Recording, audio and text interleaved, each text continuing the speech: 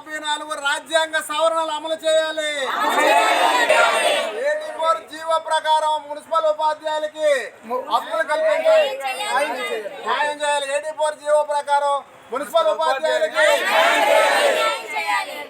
నా పేరు Barla Satyanarayana, Eluru municipal corporation ఉపాధ్యాయుని. మరి గత 20వ తారీఖు నుంచి సర్ప్లస్ రేషనలైజేషన్ అనే పేరుతో, వర్క్ అడ్జస్ట్మెంట్స్ అనే పేరుతో సర్ప్లస్గా ఉన్నటువంటి ఉపాధ్యాయుల్ని సర్ప్లస్గా చూపించి విత్ ఇన్ మండల్లో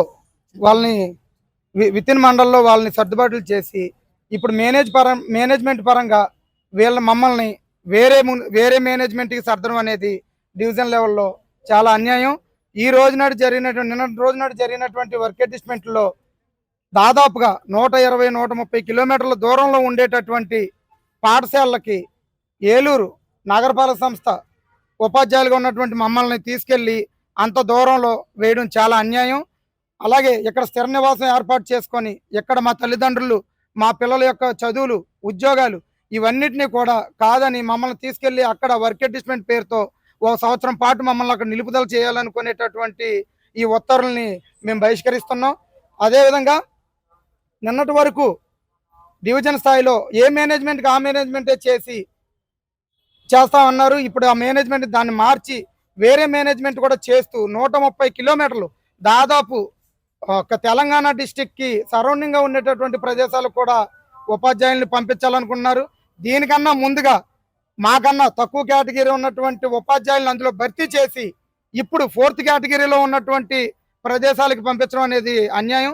డిఎస్సీలు ఇచ్చేటప్పుడేమో మున్సిపల్ మేనేజ్మెంట్ అంటారు, ఇలా వర్క్ అడ్జస్ట్మెంట్ పేరుతోనేమో జడ్పీ మేనేజ్మెంట్లు అందరినీ సర్దేసిన తర్వాత చివరిలో ఎక్కడ పనికిమాలిన ప్లేసులు ఉన్నాయో చూసి ఆ ప్లేసుల్లోకి మమ్మల్ని పంపించడం అనేది చాలా అన్యాయం. దీన్ని ఏలూరు నగర శాఖ అన్ని యూనియన్ల తరఫున కూడా పూర్తిగా వ్యతిరేకిస్తూ బహిష్కరిస్తున్నాం.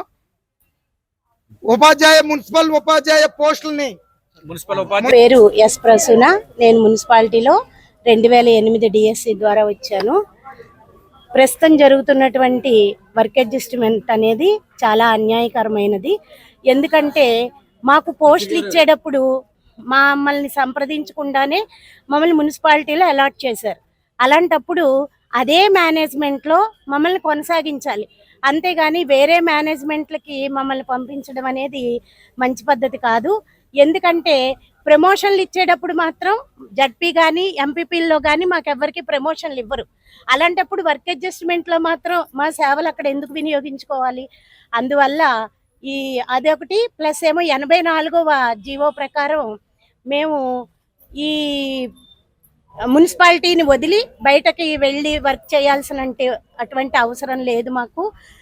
ఉన్నటువంటి ఉపాధ్యాయులను అందరినీ కూడా మున్సిపాలిటీలోనే వాళ్ళ సేవలు వినియోగించుకోవాలి. మండలాల వరకు మమ్మల్ని పంపించడానికి అవకాశం లేదు. 84వ జీవో ప్రకారం మేము ఇక్కడే వర్క్ చేయాలి. అవసరమైతే 20% హెచ్ఆర్ఏ ఉన్నటువంటి ఏలూరు అర్బన్కి దగ్గరలో ఉన్నటువంటి ప్రాంతాల్లో మాత్రమే మమ్మల్ని వేయచ్చు, కానీ సుదూర ప్రాంతాలకి మండల రవాణా సౌకర్యాలు లేనటువంటి, ప్లస్ ఎవ్వరూ జడ్పీ వాళ్ళు కానీ ఎంపీపీ వాళ్ళు కానీ అంత దూరం వెళ్ళడానికి సహకరించినటువంటి ప్రాంతాల్లో, పనికిమాలిన ప్రాంతాల్లో మమ్మల్ని వేయడానికి అసలు అంగీకరించాం. Rajarao Jonnakoti, UTF Eluru town general సెక్రటరీనే.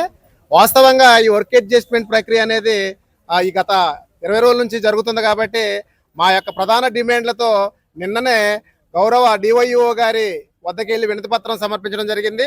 ఈ సందర్భంలో డివైఓ గారు మేము ఇచ్చినటువంటి వినతి పత్రాన్ని పై అధికారులకు పంపిణీ చేశారు. తర్వాత వారి వద్ద నుంచి వచ్చినటువంటి సమాచారాన్ని మా వాట్సాప్ గ్రూపుల్లో షేర్ చేసి కంపల్సరీగా ఈరోజు 10 గంటలకే మీరు కౌన్సిలింగ్కి హాజరు కానట్లయితే శాఖాపరమైన చర్యలు తీసుకుంటానని హెచ్చరికలు జారీ చేశారు. దానిపై మేము యూనియన్ పరంగా అన్ని యూనియన్లు కూర్చొని, నగరంలో ఉన్నటువంటి అన్ని యూనియన్లు కూర్చొని మరలా చర్చించి ఈసారి గౌరవ డిఓ గారికి వినతి పత్రం సమర్పిద్దామని ఇక్కడ రావడం జరిగింది. కానీ ప్రస్తుతం డిఓ గారు అందుబాటులో లేకపోవడం వలన డివైఓ గారికి అందుబాటులో వారికి వినతి పత్రం సమర్పించాము. మా యొక్క డిమాండ్లను వారికి తెలియపరిచి ఆ డిమాండ్లకు అనుగుణంగా ఈ సర్దుబాటు ప్రక్రియను కొనసాగించాలని తెలియపరిచాము. మా ప్రధాన డిమాండ్స్ ఏంటంటే, వాస్తవంగా మేము అర్బన్లో ఉన్నాం కాబట్టి 84 జీవో ప్రకారం మమ్మల్ని 16% హెచ్ఆర్ఏ ఉన్నటువంటి నియరెస్ట్ మండలాల్లోనే సర్దుబాటు చేయాలనేది ప్రధాన డిమాండ్.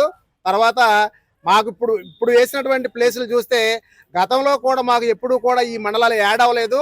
ఇప్పుడు పూర్వపు విద్యా మండలాలను తీసుకొచ్చేసి ఆ ధర నుంచి చింతలపూడి అంటే తెలంగాణ బోర్డర్ నుంచి ఇక్కడ వరకు మనకు దగ్గర 120 కిలోమీటర్లు వస్తుంది. ఇంత దూరం ఒక మహిళా టీచరు వెళ్ళవలసిన ప్రయాణం చేసి ఉద్యోగ విధులు నిర్వహించాలంటే అది సాధ్యమయ్యే పని కాదని మా యొక్క నినాదాన్ని వారికి తెలియజేశాము. అదేవిధంగా ఈ పక్కన ద్వారకా తిరుమల కానీ, లింగపాలెం కానీ, టీ నరసాపురం కానీ, కామరూపకట కానీ అందుబాటులో లేని సుమారుగా 80 కిలోమీటర్ల పై ఉన్నటువంటి మండలాలకి కేటగిరీ 3 ప్లేసులు మాకు అందించారు. మేము వాస్తవంగా కేటగిరీ 1లో నియామకం పొందాము. మరి నియామక ఆ విధులకు భిన్నంగా ఇప్పుడు మమ్మల్ని ఆ 120 కిలోమీటర్లు వెళ్ళమని బలవంతంగా మాపై ఒత్తిడి చేయడాన్ని మేము అన్ని యూనియన్ల పక్షాన ఖండిస్తున్నాము. ఇదే విధానాన్ని మేము గౌరవ డిఓ గారికి ప్రభుత్వానికి తెలియపరచవలసిందిగా మా డిమాండ్లను వినతిపత్రం రూపంలో సమర్పించాము. కాబట్టి గౌరవనీయులు సహృదయులు కంపల్సరీగా సానుకూలంగా స్పందించి మా యొక్క విన్నపాలను పరిశీలించి కంపల్సరీగా మాకు న్యాయం చేస్తారని ఈ సభాముఖంగా మీడియా మిత్రులను న్యాయం చేయని పక్షంలో ఈ పోరాటాన్ని ముందుకు తీసుకెళ్లే ప్రయత్నం చేస్తామని ఈ యొక్క మీడియా సాక్షిగా తెలియపరుచుకున్నాము.